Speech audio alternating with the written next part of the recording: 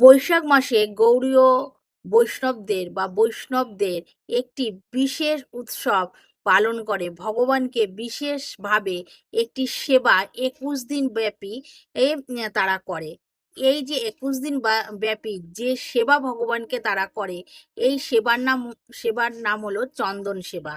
এই চন্দন যাত্রা কত তারিখ দিয়ে শুরু হচ্ছে সে কথা এই ভিডিওতে থাকবে।